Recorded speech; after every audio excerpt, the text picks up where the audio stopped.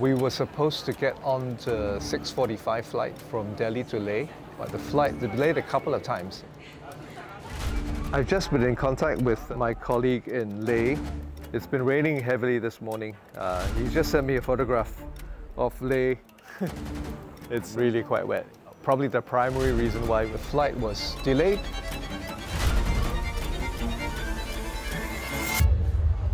We're not going to be able to make it to Leh today. Today's Monday, right? The original plan was to arrive in Leh this morning, and because it's the first day in altitude, the team would have had to acclimatize for half a day and rest, then start the camp on the Wednesday. But it looks as though we're not going to be able to fly till at least Thursday. The plan was to run a women's health cervical cancer screening and treatment camp for the women of Leh. Because we're running short of days. If today doesn't happen, we may have had to cancel the camp.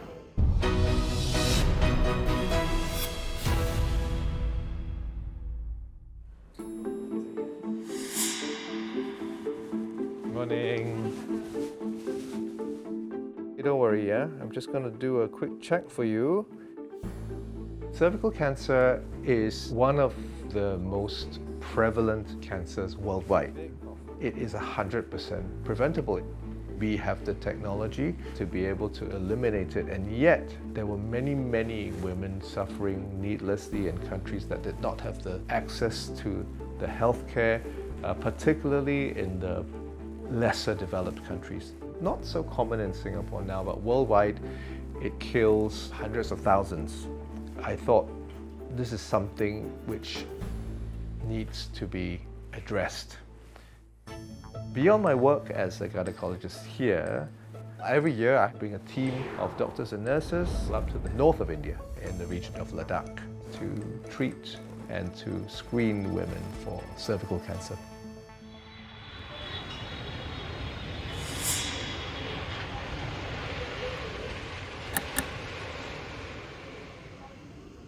Our first flight, supposed to be on Monday, was cancelled due to extremely bad weather in Leh. Tuesday, weather got even worse, so flights were all cancelled again. Wednesday, flights were cancelled as well. Here we are on Thursday, 3 days after we were supposed to depart. We managed to get a flight for this morning.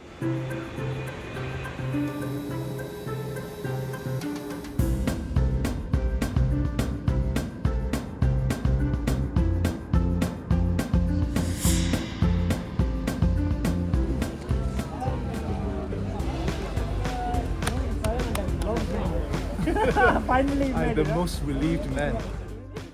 Dr. Noden is a good friend of mine. He is a doctor who grew up in Hunda, and he was helping us a lot in the initial years because he knows the area very well.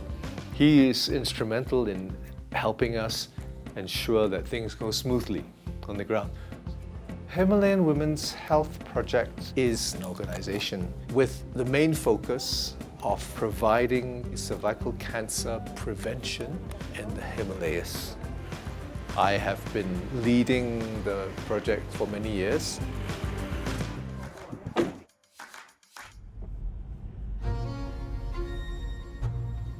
India has the highest rate of cervical cancer in the world, and many die from the disease, particularly in areas of India where the communities are more rural. And in these areas, there seems to be less empowerment of women. Women are in more vulnerable positions in the workplace. Because at the end of the day, cervical cancer is related to transmission of a virus that can be sexually transmitted.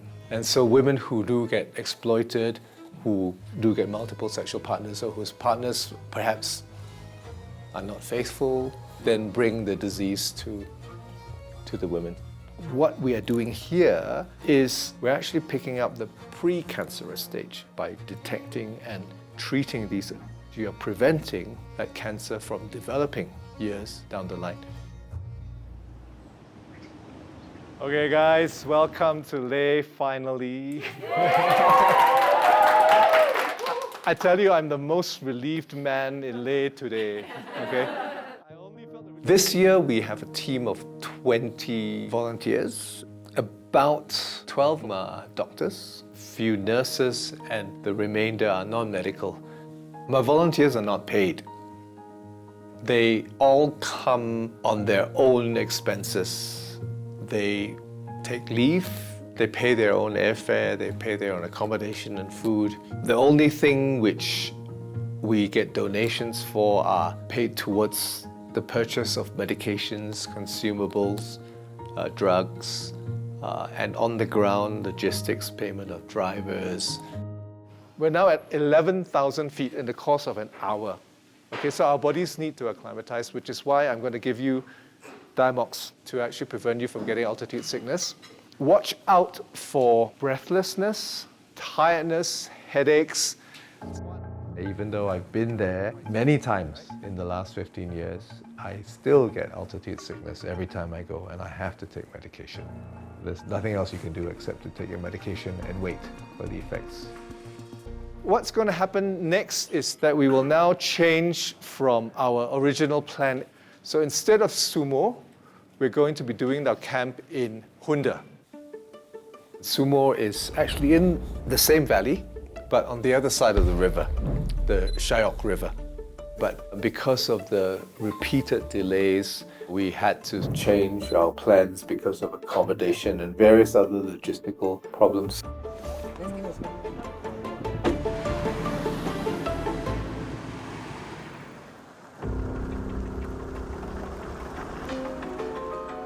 I know we could have easily just given up and said, okay, never mind, because of all the weather problems, let's forget it and come back next year. But if I didn't go there, the average village woman would not have the facility to be checked. Then women would have to live for another year with disease.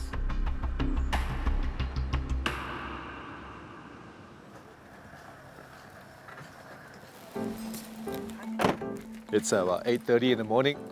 We're hoping to set up within a matter of about 4 or 5 hours. Because of the change in plans, our original location has been changed. We're hoping to start this afternoon.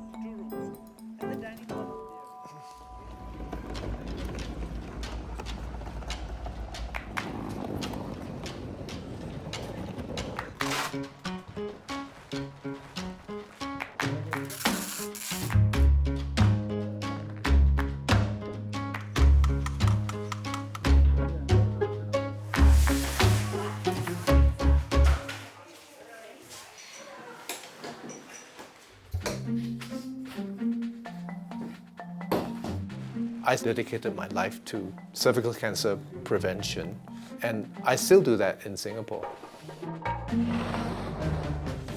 The need in Singapore compared to the need here is miles apart. In Singapore, where we're sick now, this is just a quick phone call, teleconsultation with a doctor, pop down the road, see a GP, you can see a doctor in the hospital anytime. If I just do what I do in a place where the disease burden is low, then I feel that what I have and what I'm able to do is wasted.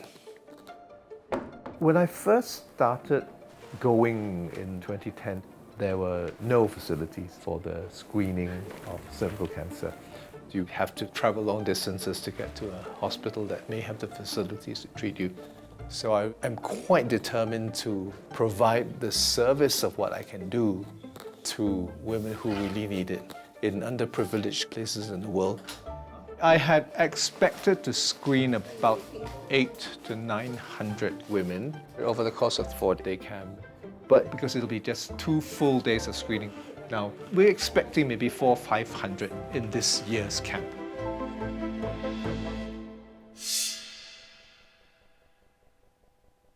Okay, so we've managed to finish our setup in record time.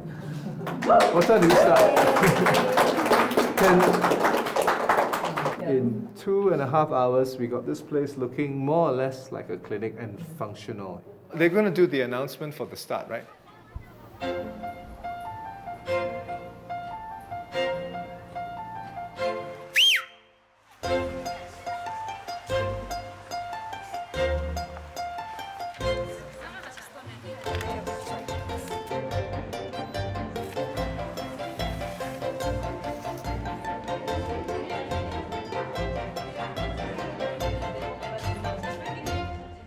So today I need to check your cervix.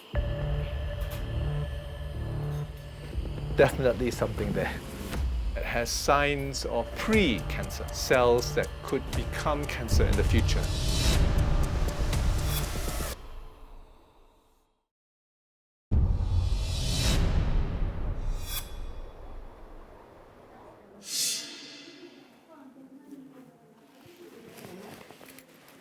You okay? Not serious, not cancer, but still definitely something there. Okay, are you ready? We're going to do the treatment for you now, okay? In Singapore, a procedure would probably cost you anywhere between $5,000 and $10,000 in a private hospital, cheaper in a subsidized hospital. Are you feeling okay? Give me a bigger look. But here, this is completely free for the women. The women do not pay a single rupee. Funds for the project are raised through donations. In addition, I also dabble in ceramics and pottery, which I then put up for sale. Well, the pottery amounts is maybe a third to half of what I would need for every year. Okay, so we have removed the cervix here. Can you see? Yeah. Every day that I'm away from my clinic in Singapore, the clinic is empty. I'm not seeing my patients, I'm not delivering the babies, I'm not doing my surgeries. So there is certainly an economic loss, which is more than made up for in the satisfaction I get from being able to treat patients. We've screened between the years of 2010 to 2024 about 10,500 or so women, and about 10% of them would have had treatment to remove areas on the cervix that could have potentially become cancer.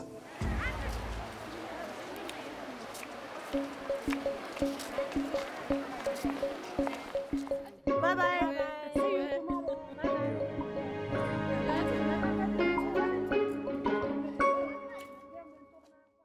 Thank you very much for today.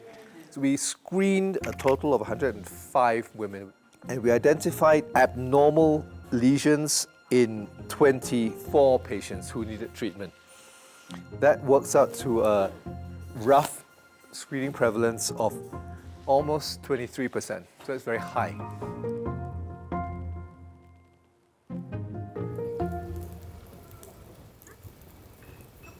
So how's your day? Are you tired? What do you mean tired? Of course I'm tired. It's not just physical exhaustion, it's mental and emotional exhaustion. Yeah. Cancer comes in many forms, and it's extremely common. Both my parents died of cancer. My mother, when I was 17, she died of breast cancer. My father died of colon cancer. And looking into the mirror every morning, I see another person who has had cancer. I've had cancer myself. Was diagnosed with pancreatic cancer, which is probably one of the most aggressive, one of the most difficult to treat cancers. This was in 3 years ago. In 2022, I had chemotherapy followed by quite major surgery. I wanted to go in 2023, but my family were having none of that. My doctors thought I was mad. They said, no, you shouldn't go because you just finished your chemotherapy. So 2024 was actually the first clear year, and that's when we came back and we did that last year. Most people will die of the disease. Thankfully, I'm still alive to go on doing what I love doing. The best case scenario would be one day I can come to Ladakh purely for holiday because I'm not needed anymore. Yes, I think Right? That would be the ideal. that would be the ideal, absolutely.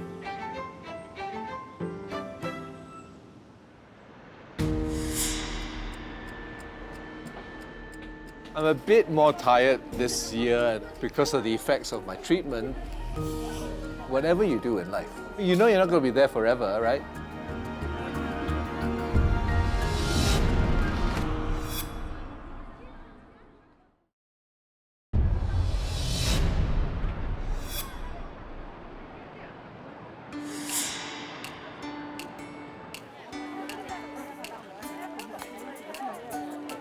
Good morning. We are very happy to be here. We are a team from Singapore.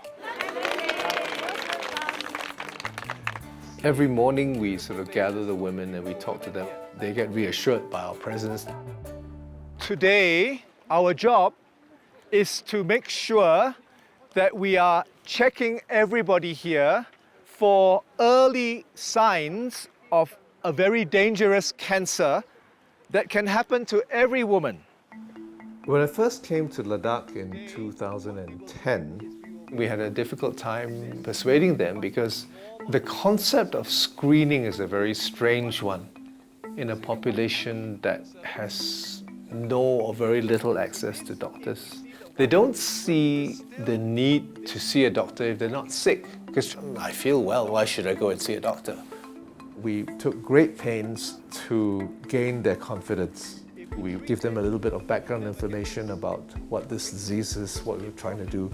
And after that, you can see it in their eyes. There's this moment of acceptance, and suddenly they will say, okay, let's all see this doctor. But in the initial years, it was me and another female doctor. So I thought, oh, you know, maybe they wouldn't see me. I'm male, but actually, I was very surprised. I have never had one single patient out of the 10,000 I've screened say, no, I don't want to be seen by a male doctor. Very unusual. I get it all the time in Singapore, but never in Ladakh. I think it's to do with the fact that the people there were very grateful that somebody was actually interested in them. We've been here for about 12 times in the last 15 years. I believe to make a difference, you need to not just hit and run a place. You need to establish continuity, you need to sort of come back. And I think over the years, when you come back to the same place, the hope is that you gain more trust, people will come and see you more, and then you start to then slowly make a difference in the numbers to eliminate cervical cancer.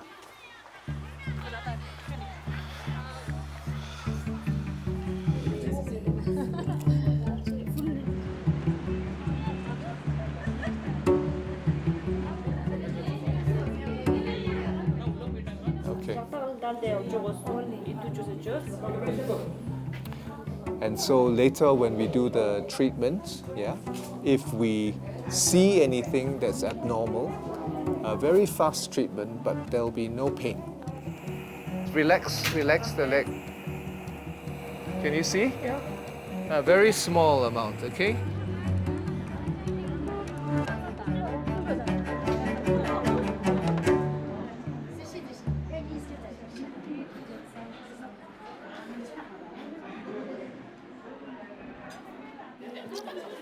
They forced me to have lunch.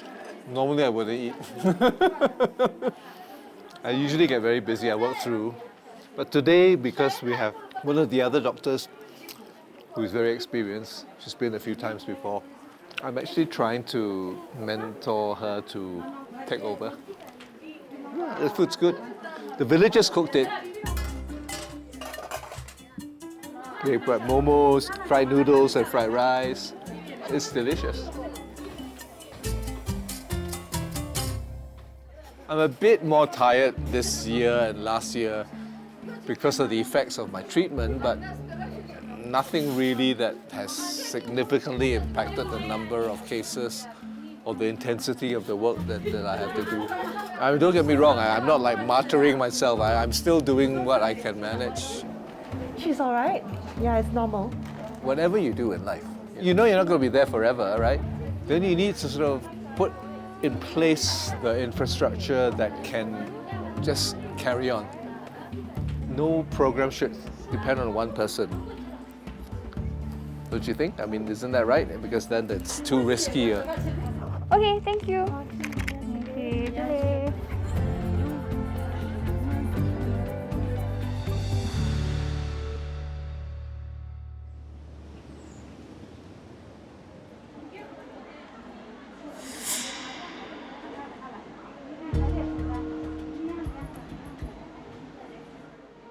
Well, there's a lot more women outside, and some already have been turned away this morning.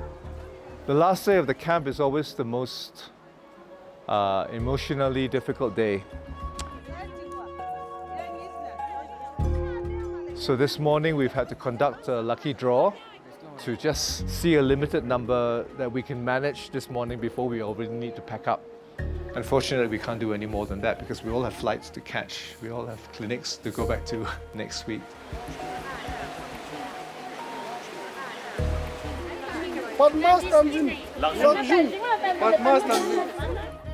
It's not the first time we've had to do this before, but I guess it's the fairest way. Rather than show favoritism to say, oh, you know, you're my friend or whatever, I'll give you the chance to see. But in this case, it's not winning the lottery, it's actually winning a chance for health screening.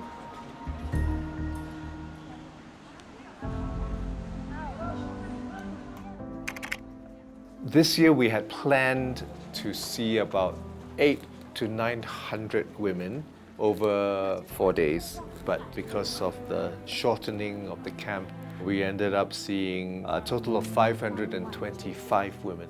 And we needed to treat a significant 142 women.